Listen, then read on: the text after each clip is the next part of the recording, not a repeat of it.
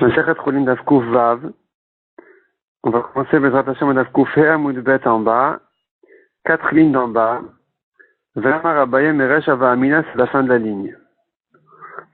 Avant de commencer le Daf d'aujourd'hui, je voudrais juste ajouter une petite explication sur ce qu'on a vu hier.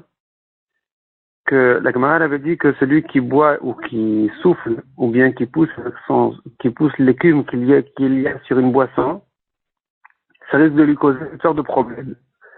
Et la Gemara nous ajoute même les solutions. Si c'était de l'écume de vin, il n'a qu'à boire de la bière ou de la liqueur.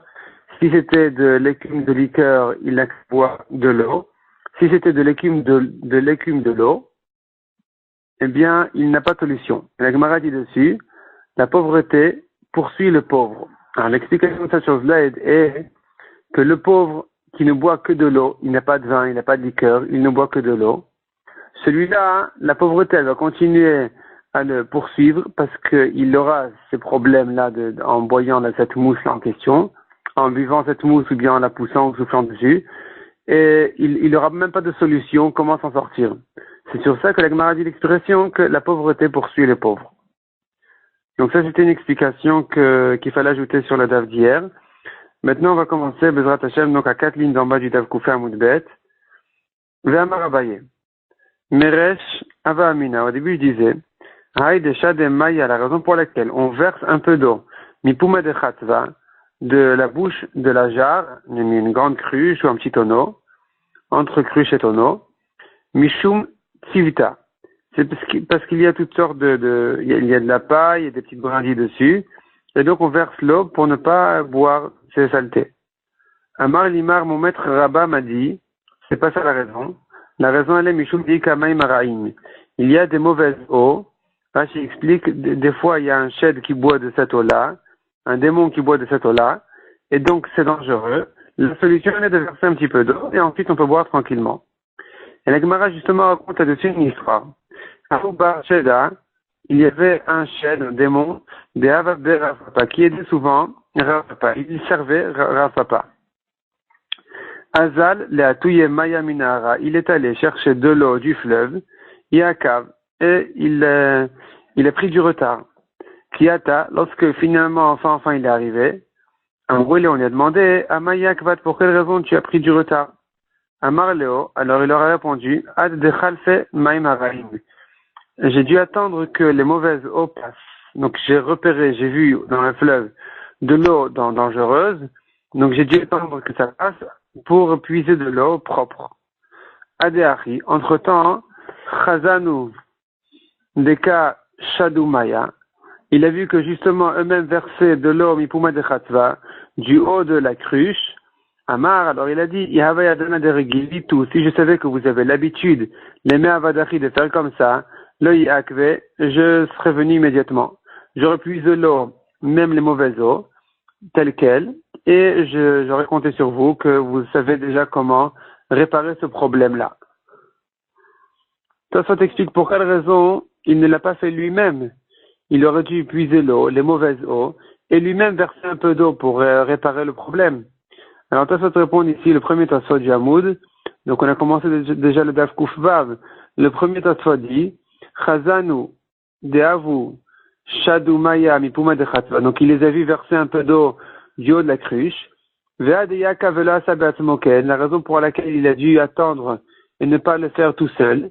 O Shelo Diam, ou bien au moins les avertir, leur dire, faites attention, vous devez un peu verser de l'eau. Les filles Shayayare, Shakpidou Alav, chez Arashedim, parce qu'il craignait que les autres Shedim s'énervent sur lui, Im Haya Modia, s'il dévoilait leur secret. Inami, En Moïl, deuxième réponse dit Tosfot, que En Moïl, cette solution-là, elle ne répare le problème, elle a imken que dans le cas où Shadi Leuha ou Gavra Gouf et de Shati. La personne elle-même qui boit, c'est elle qui verse les mauvaises eaux. C'est que là où on a réparé le problème. Sinon, ça ne va pas résoudre le problème. Donc on continue dans la Gemara à la 3e ligne. Kiata Ravdim Yamar. On reprend maintenant la lacha de Maim Rishonim, Maim Achronim, donc la Netilat Yadayim avant le repas, d'après le repas. Ravdimi, quand il est venu d'Eretz Israël, il a dit Maim Rishonim, Echilou Besar Chazir. la faute de quelqu'un qui n'a pas fait Netilat Yadayim avant le repas, elle a provoqué qu'il mange de la viande de chazir. Achronim et les maïm achronim, donc la Netilat d'après de se laver les mains après le repas, le fait que quelqu'un, il y a une histoire, il fait allusion à une histoire qui s'est passée. On verra tout de suite dans Rashi quelle était l'histoire. Mais l'histoire était que quelqu'un n'avait pas fait maïm achronim. Et finalement, ça s'est déroulé de telle manière que Hotziu et Aisha mi Baala. La femme a dû se divorcer, se séparer de son mari. Kiata Ravin Amar, lorsque Ravin est venu d'Eretz Israël, il a dit, Rishonim hechilu besar nevela, la faute de ne pas avoir fait Netilat Yadayim avant le repas, elle a provoqué que la personne en question a mangé de la viande de nevela, d'une bête qui n'a pas, sans shrita, on n'a pas fait la shrita, donc de la viande pas cachère. Achronim, et celui qui n'a pas fait maïm achronim, argu et un nefesh. Finalement, ça s'est terminé par un meurtre. Amar Rav Nachman bar Yitzhak, le simaner, le siman pour se rappeler qu'est-ce que Rav Dimi a dit et qu'est-ce que Ravin a dit. Ata Rav Dimi Afka, Rav Dimi est venu d'Eretz Israël, il a sorti la femme de son mari. Ata Ravin Katla, Ravin il est venu et il l'a tué. Parce que Rav Dimi dit, ce n'est qu'un siman pour se rappeler qui a fait quoi. Parce qu'en fait, Rav Dimi, il a dit qu'elle a été divorcée, la femme, et Ravin dit qu'elle a été tuée. De quoi il s'agit? C'est quoi l'histoire? Alors Rashi explique l'histoire. On voit le premier Rashi du Hamoud.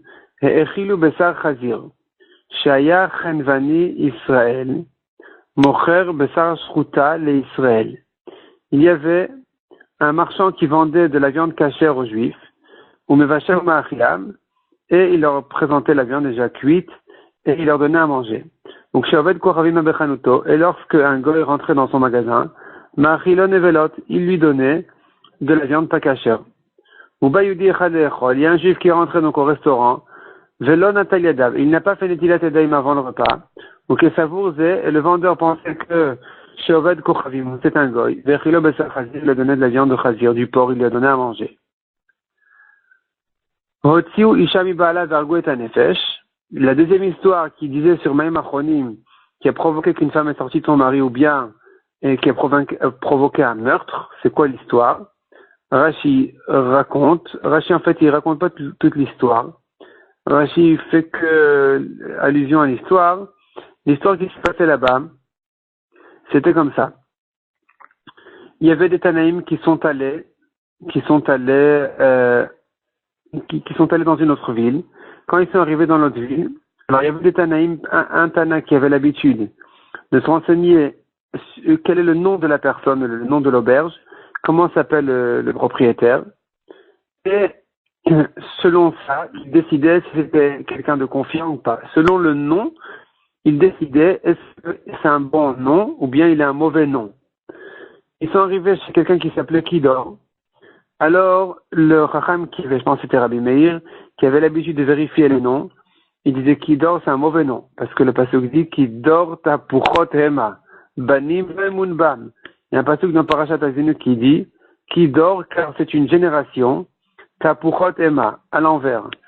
Banim lemunbam, des fils à qui on ne peut pas faire confiance. Donc Rabbi Meir, en entendant ça, il a fait attention à son porte-monnaie. Il l'a bien caché, de manière à ce que il n'ait pas de problème. Tandis que les autres Achamim qui ne faisaient pas attention au nom, ils les ont confié leur argent à cet homme-là, à ceux qui dort en question. Et c'était donc en fait l'entrée du Shabbat. Lorsque Shabbat est sorti, ils sont venus lui demander où est notre argent. Et il leur a dit, je ne sais pas de quoi vous parlez. Alors, les Chachamim ont vu qu'est-ce qui se passe, de quoi il s'agit. Et ils ont tiré au restaurant, ils l'ont emmené au restaurant et ils l'ont servi à manger. En fait, ils l'ont laissé manger là-bas. Et puis, quand il a terminé de manger, il n'a pas fait Maïm Achronim. Il s'est pas essuyé donc la moustache parce qu'ils avaient l'habitude quand ils faisaient Maïm Achronim, ils se lavaient les mains, ils essuyaient aussi leur bouche. Lui, ils l'ont envoyé là-bas. Ils ne sont pas allés avec lui. Simplement, quand il a terminé de manger, alors ils ont vu qu'il avait des lentilles dans sa moustache. Et ils sont revenus chez sa femme en lui disant, voilà le siman que ton mari nous a donné, c'est que vous avez mangé aujourd'hui des lentilles. Et alors, en entendant ça, elle les a crues et ils lui ont dit, donc justement, c'est le siman, comme quoi tu dois nous rendre notre argent. Elle leur a rendu l'argent et ensuite, quand le mari a remarqué ce qui s'est passé, il est allé, il a tué sa femme. Donc justement, il faut une marloquette entre Ravine et Rav Dimi. Qu'est-ce qui s'est passé finalement? Est-ce qu'il est tué ou il a divorcé? Rav Dimi, qui est le premier qui est revenu d'Eretz Israël à Babel, racontait l'histoire qu'il avait divorcé. Ravine, qui est venu plus tard, disait il a tué. Et puisque il est impossible de divorcer après qu'il ait tué, donc et qu'on sait d'ailleurs que Rav Dimi, c'est lui qui est venu en premier à Babel avant Ravine. Donc si on veut se garder un siman pour se souvenir qui a dit quoi, alors il faudrait dire que le premier a dit ils se sont divorcés et le deuxième a dit il a tué. Et donc ça peut avoir un petit peu de cohérence en tant que siman, qu'après l'avoir divorcé, comme si après l'avoir divorcé il avait tué. C'est-à-dire dans notre tête, la version de l'histoire elle était que la première version elle était qu'il avait divorcé et la deuxième version elle était qu'il avait tué. En tout cas, ça vient nous apprendre combien est important de faire Maim Achronim. Donc on continue dans le Gemara, on reprend là où on en était. Rabbi Abba Matne, c'est le deuxième mot de la ligne. Le premier mot de la ligne, c'est Katla. Le deuxième mot, c'est Rabbi Abba Matne Chada Mehane, Chada Mehane le Khumra. Rabbi Abba enseigne Chada Mehane, une de chaque chose, donc entre Maim Achronim et Maim Rishonim. À chaque fois, il disait la chose la plus grave. À propos de Maim Rishonim, donc de la Netilat Yadayim, il disait que l'histoire était que ça a provoqué que la personne en question avait mangé de la viande de Khazir, qui est plus grave que la Nevela, parce que Khazir, il y a deux avérotes, et c'est de la viande impure, et on ne lui a pas fait la shrita. Et à propos de Maim Achronim, il disait aussi la chose d'histoire, il terminait l'histoire en plus grave, comme Ravine qui disait qu'il avait tué, et pas comme Rav Dimi qui dit qu'il avait divorcé. Donc c'est ce que dit la Gemara. Donc dans Maim Rishonim, il dit comme Rav Dimi, où là c'est Rav Dimi qui raconte l'histoire la plus grave qu'il a mangé du Khazir. Et à propos de Maim Achronim, Rabbi Abba disait comme Ravine, qui là c'est Ravine qui dit l'histoire la plus grave, comme quoi le mari l'avait tué. Donc c'est Chadamehan et Chadamehan et Khumra. À chaque fois, il prend la khumra. Dans chaque histoire, il prend la khumra. Itmar. La Gemara nous ramène une nouvelle halakha. Chamea ur, de l'eau qui a été chauffée au feu. Chizki amar en notlim mehen la yadayim. On n'a pas le droit de l'utiliser pour faire netilat yadayim. Mais Rabbi Yochanan amar notlim mehen la yadayim, il n'y a pas de problème, on peut l'utiliser pour netilat yadayim. Amar Rabbi Yochanan. Sha'alti, Rabbi Yochanan qui permet, il raconte, Sha'alti et Rabban Gamliel beno shel Rabbi. J'ai demandé à Rabban Gamliel, qui était le fils de Rabbi c'est Rabbi Yehuda ainsi. Ve'ochel teharot, il avait l'habitude de manger même ce qui n'est, même ce qui n'est pas corban, même pas la tourma, de toute façon il était pas kohen. Il avait l'habitude de garder sa nourriture betahara, que tout soit pur, ve'amarli, et il m'a dit, kol gdolek Galil, tous les grands chachamim du Galil, c'est une région au nord d'Eretz Israël, au Sinken, on a l'habitude de faire comme ça, donc de faire netilat yadayim, même avec de l'eau chaude qui a été chauffée au feu, donc il n'y a vraiment aucun problème. Même lui qui faisait attention à ses teharot, qui faisait spécialement attention à sa pureté, il racontait que non, le minag c'était de ne pas craindre la vie de celui qui est interdit, au contraire, on le fait tranquillement. Chamet Tveria, est-ce qu'on peut faire netila avec de l'eau qui était chauffée naturellement, comme l'eau de Tveria, les bains de Tveria? Chizki Amar, en notlin mehem le'adaim. On ne peut pas l'utiliser pour netilat yadayim. Donc c'est de l'eau de source, elle est chaude de la source. Et selon Chizki, on ne peut pas l'utiliser pour netilat yadayim. Aval matbillin ba'net yadayim. Mais on peut tremper ses mains à l'intérieur. Et Rabbi Yochanan Amar, Kol gufo tovel ben. Si la personne entière, il est tamé, il peut se tremper là-bas en tant que mikvé. Avalo panav yadav raglav. Mais pas pour purifier ses mains quand il doit faire les netilat yadayim. Il peut pas tremper ses mains à l'intérieur. C'est ce qu'on dit, panav yadav raglav. Rachid dit à la fin du Yamoud que panav qui veut dire son visage et raglav qui sont ses pieds, c'est l'avdavka. C'est pas l'essentiel de ce que Rabbi Yochanan veut dire par là, c'est que il ne peut pas purifier ses mains en les trempant dans cette eau-là. Et la Gemara s'étonne immédiatement. Comment est-ce possible de comprendre une chose pareille? Si déjà son corps entier peut se tremper à l'intérieur pour se purifier, alors panav yadav raglav le kol sheken. Alors ses mains, évidemment, qu'il pourrait les tremper pour les purifier, il n'y a aucun problème. Amara Fata, répond la Gemara. Bimkoman, découlé almalo pligé, décharé. Tremper ses mains là-bas, à leur place, là où se trouve cette source elle-même. Selon tout le monde, c'est permis, il n'y a pas de problème. Autant qu'il peut se tremper tout son corps là-bas, il peut tremper ses mains aussi. Mishkal minayu bemana, puiser de cette eau-là dans un récipient. Découlé almalo pligé de asir. Selon tout le monde, c'est interdit. Il ne peut pas prendre dans un récipient, dans un clip d'Netilat Yadayim, il ne peut pas prendre de l'eau de cette eau chaude-là pour ensuite faire une Netilat Yadayim habituelle. Parce que c'est pas comme de l'eau qui était chauffée au feu. De l'eau qui était chauffée au feu, c'est mieux que cette eau-là encore. Parce que l'eau qui était chauffée au feu, avant qu'elle soit chauffée, c'était de l'eau bonne. De l'eau qui n'était pas chaude. On pouvait la boire, on pouvait l'utiliser, on pouvait se laver avec. Après, elle était chauffée, elle est devenue trop chaude. C'est gênant. Mais l'eau elle-même, c'est une espèce d'eau qui est correcte. Tandis que l'eau de source de Tveria, qui est une eau spécialement chaude, qui n'a jamais été potable, disons, qui n'a jamais été agréable, elle était trop chaude depuis le début, c'est une espèce d'eau qui est psoula, on ne peut pas l'utiliser pour Netilat Yadayim. Donc si c'est pour se tremper, c'est un mikvé, ça va. Même tremper ses mains, évidemment que ça va. Mais si c'est pour puiser l'eau dans un récipient et ensuite faire une Netilat habituelle, ça, dira papa, eh bien, Mishkal Mina ou Bemana de Kulalma le pli de Asir. Selon tout le monde, c'est interdit de prendre des manas dans un cli. Qui pligue, dans quel cas se situe la marloquette? Des paskino, bebat birta. Dans le cas où il a tiré l'eau de sa place naturelle, dans un genre de puits, dans une fente, où là-bas, l'eau est venue d'elle-même, elle est sortie de sa place naturelle, elle est rentrée là-bas. Et c'est là où on a la marloquette. Marsavar, Gazrinan, Batbirta Tumana, celui qui interdit, il pense que il y a une xéra de Chachamim. Les Chachamim ont décrété ou interdit de faire de cette manière-là, de tremper ses mains de cette manière-là, parce que, l'eau n'est plus à son endroit naturel, donc ça ressemble un peu au cas où il l'a puisé dans un récipient. Donc les Chachamim ont décrété ça de peur qu'il en arrive à puiser l'eau dans un récipient. C'est pour ça qu'il est interdit même de tremper ses mains à cet endroit-là.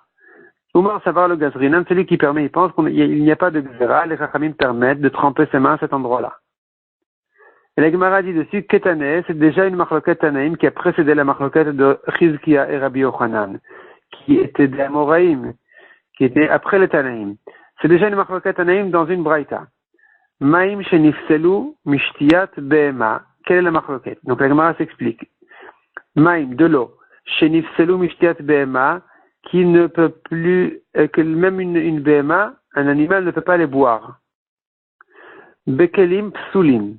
Dans des récipients, c'est pas soul pour faire avec Netilat Yadayim. Bekarka ksherin, si c'est dans la terre, c'est kasher, c'est bon. Rabbi Shimon ben Elazar Omer, af bekarka, même quand c'est dans la terre, même quand l'eau elle est encore dans la terre, tovel ben kol gufo, il peut se tremper tout son corps dedans pour se purifier. Avalop anav yadav raglav, mais pas ses mains. Et la Gemara demande tout de suite, comment est-ce possible? Ashta kol gufo tovel ben, si déjà son corps entier, il peut se tremper là-bas, alors yadav et panav yadav raglav le kol sheken, évidemment qu'il peut purifier ses mains en les trempant dans cette eau-là, qui est encore dans la terre. Et la lave, des paskinu bebat birta. Donc il faut dire que la marlokat, elle est dans le cas où il a tiré l'eau, il a sorti l'eau de son endroit naturel pour l'entrer dans un petit puits, dans une fente. On peut appliquer, et c'est en ça qu'il fait en marloquette. Demar savar gazrina bat birta atumana. Celui qui interdit, il décrète ça de peur qu'il risque de puiser l'eau dans un kli où là-bas, effectivement, évidemment que ce sera pas soul, parce que même un chien ne peut pas les boire, ne peut pas boire cette eau-là, soit elle est trop chaude, soit elle est trop sale. Umar savar lo gazrinan. Et celui qui permet, il dit, il n'y a pas de xéra. Tant que l'eau est dans la terre, eh bien, il peut tremper ses mains dedans. et de la même manière qu'il aurait pu se tremper son corps entier. Mais effectivement, dès qu'il aura puisé l'eau, à ce moment-là, ce sera pasoul. Amar Rav Idi Baravin Amar Rav Yitzhak Barashian. Pour quelle raison il faut faire Netilat Yadayim avant le repas? Netilat Yadayim Lachulin, Mipnei Srach Truma. C'est une habitude à prendre de faire Netilat Yadayim avant de manger son pain, de peur qu'on en arrive à manger de la Truma sans se laver les mains. Alors que la Truma, il faut spécialement faire attention à la pureté de ses mains. Donc les Chachamim ont fait une mitzvah générale, tout le monde, à tous les temps, de faire toujours Netilat Yadayim avant de toucher du pain. Avant de toucher pour manger, je veux dire. Ve'od, deuxièmement, Mishum mitzvah, il y a une mitzvah de faire Netilat Yadayim. Maï mitzvah, quelle est la mitzvah? Amar Rabbi mitzvah lishma divrei Chachamim. Une mitzvah d'obéir les Chachamim. Alors, qu'est-ce que ça veut dire d'obéir les Chachamim? Que les Chachamim ont dit de faire Netilat, de peur qu'il en arrive à manger de la Trouma, c'est déjà la première raison. Alors, quelle est la mitzvah des Chachamim? On dirait de là qu'il y a une deuxième raison.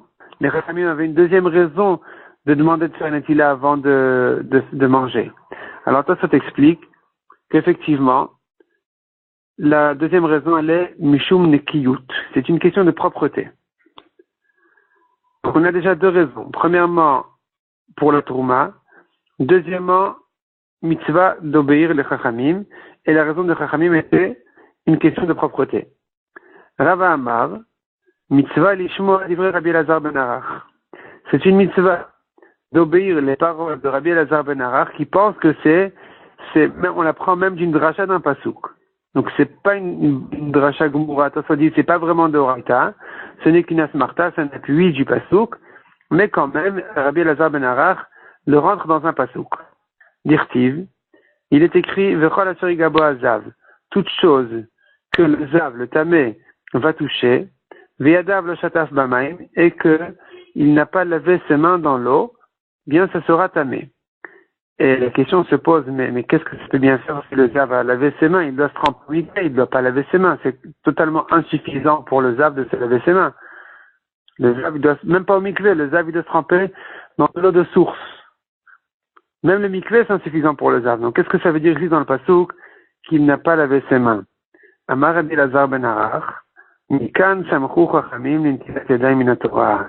D'ici, les chachamim ont trouvé un appui de la Torah, de ce pasouk-là, pour la netilat yadayim. Comme si le pasouk voulait dire par là, que si le zav ne sait pas laver les mains, donc autrement dit, se laver les mains, c'est aussi une manière d'être tahor.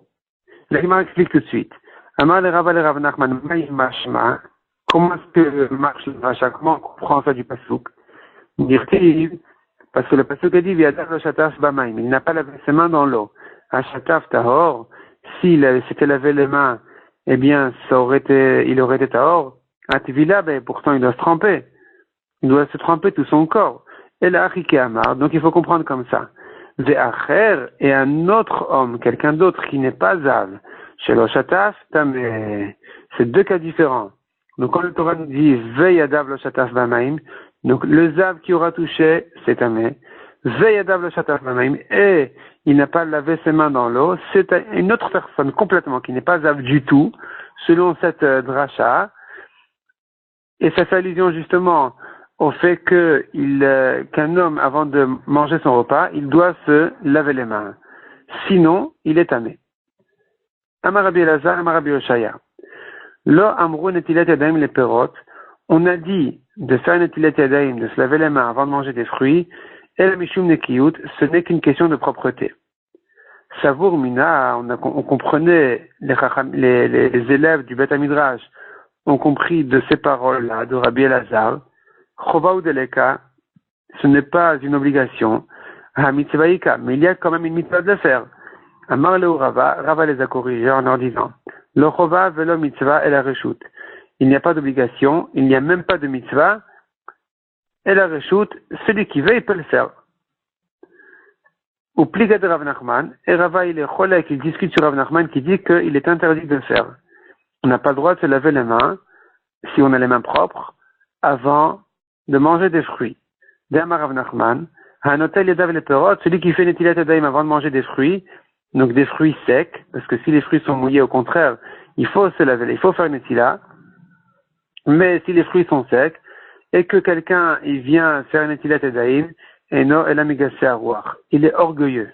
Il fait genre comme si c'est un grand addict, alors que c'est totalement inutile. Donc, au contraire, il faut pas le faire. Donc là, on voit une marloquette. Selon Rava Reshout, celui qui veut, il peut se laver les mains. Selon Rav Nachman, il faut pas se laver les mains avant de manger des fruits secs. Amar Rabba Bar Chana. Hava Kaimna Kamed Rabbi Ami ve Rabbi Asi. J'étais devant Rabbi Ami et Rabbi Asi. Aïtou Lekamayu, on leur a présenté, on leur a donné, on leur a servi, Kalkala dépéré un panier de fruits. Ve'achlou, ils ont mangé. Velo Mashuyadayu, ils ne se sont pas lavé les mains avant de manger. Velo Yahavuli Mide, et ils ne m'ont pas servi à moi-même. Ubarich Chad Chad Lechoudé, et chacun fait séparément sa bracha après avoir mangé. Shma Minat Lat. Pour quelle raison il a raconté cette histoire? Pour apprendre de là 3 halachot. Shma Mina, première halakha qu'on apprend de là, En Netilat Yadayim les perot. On ne se lave pas les mains avant de manger des fruits. Donc, du fait qu'ils ne se sont pas lavés les mains, on apprend de là que il n'y a pas de Netilat Yadayim pour les fruits. Deuxièmement, Ushma Mina En Mezamnin à la perot. On ne fait pas zimoun.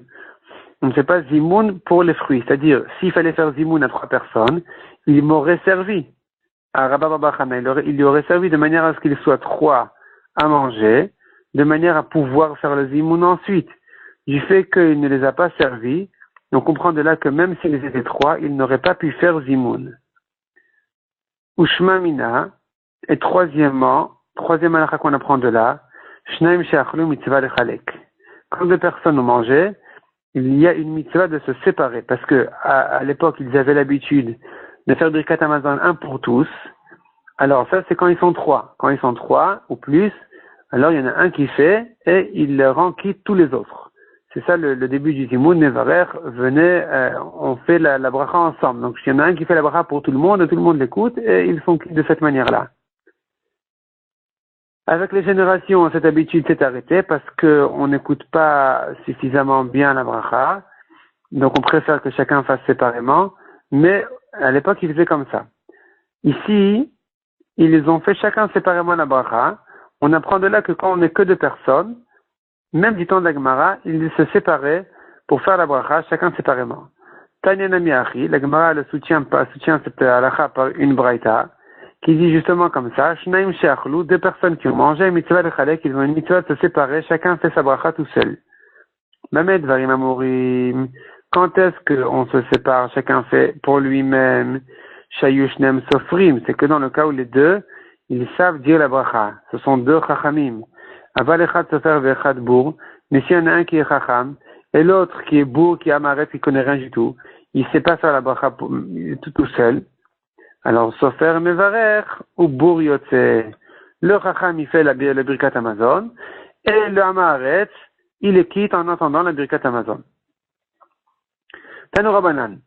Netilat yadayim lechulin adaperek. Quand on fait netilat yadayim pour manger les choulines, donc ce qui n'est pas tourma, ce qui n'est pas kadosh, on fait netilat yadayim jusqu'au milieu des doigts. Les trouma, quand on veut manger de la trouma, adaperek, on fait jusqu'au début des doigts. Parce que la trouma, il faut laver tout ce qui touche la nourriture, donc les doigts. Il faut laver tous les doigts entiers, mais il n'y a pas besoin de plus que ça. Kiddush Yadayim Veraglayim Amigdash, donc on a tourné la page, on est au Koufvav Amoudbet. Kiddush Yadayim Veraglayim Amigdash, quand au Bet Amigdash, avant de faire la avoda, le service du Bet Amigdash, les Kohanim, ils se lavaient les mains avec les pieds. Ad Perek, il fallait laver toute la main entière jusqu'au bras. Vechol Davar Shechotet Mivila, et toute chose qui est Khatitza, qui est une séparation entre le corps de la personne et l'eau du mikvé, lorsqu'on se trempe au mikvé, bagouf, sur le corps, chotet mintilat yadayim, tout ce qui est considéré comme khatitza, c'est considéré aussi comme khatitza en ce qui concerne netilat yadayim. Donc vraiment, il faut enlever toute chose il faut que les mains touchent directement l'eau et qu'il n'y ait pas de séparation entre les mains et l'eau. Il faut enlever toute chose qui est collée aux mains. Chotet v'netilat yadayim la choulin. Donc même quand il s'agit de choulin, donc netilat yadayim d'avoir un repas normal, un repas, je veux dire, habituel, il faut enlever toute ratita, toute chose qui est collée aux mains. Ou bekidush yadayim v'raglayim amigdash, de même, au Beth Amikdash, quand il se lavait les mains et les pieds, il devait retirer toute chose qui était collée aux mains ou aux pieds, de manière à ce que l'eau touche directement le corps du Kohen. Amarav. Adkan lechulin, adkan litrouma.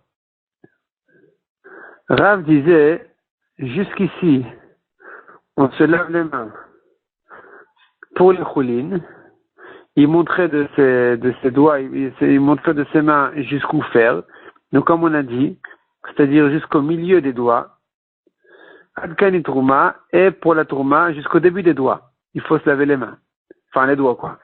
Ou Shmuel Amar, Adkan ben chulin ben trouma. Selon Shmuel, la netilat yadayim se fait au même endroit, aussi bien pour les chulin que pour la trouma, les chumra, pour la chumra. Donc, selon Shmuel, il faut vraiment se laver tous les doigts entiers, pas que jusqu'à la moitié des doigts. Selon Rav Sheshet, au contraire, on prend la kula, donc jusqu'au milieu des doigts, aussi bien pour chulin que pour la trouma. Amar Baredia c'est le nom d'un chacham, et il a dit, Ava Kaimna Kamed Rabbi Ami. J'étais devant Rabbi Ami. Ve'amar Adkan ben chulin ben trouma le chumra. Et lui, il a dit qu'il faut se lever pour la chumra, aussi bien pour le chulin que pour la trouma. Ve'lo tema Rabbi Ami mishum de Kohanou. Ne dis pas que c'est Rabbi Ami qui a dit comme ça parce qu'il était Kohen et qu'il avait l'habitude de manger de la trouma. C'est pour ça qu'il exigeait pour le chulin de faire la même netila que la trouma. La preuve, c'est que Rabbi Miyasha barberet de Rabbi Yoshua ben Levihu. Rabbi Miyasha, il était le petit-fils de Rabbi Yoshua ben Levi. Donc, il était Lévaé, il était Lévi lui-même. Ve'amar, lui aussi disait, Adkan ben chulin ben trouma le chumra. Lui aussi disait que il faut vraiment se laver les mains, aussi bien pour le chulin que pour la trouma, à la chumra. Donc, on ne peut pas se suffire de faire le bout des doigts.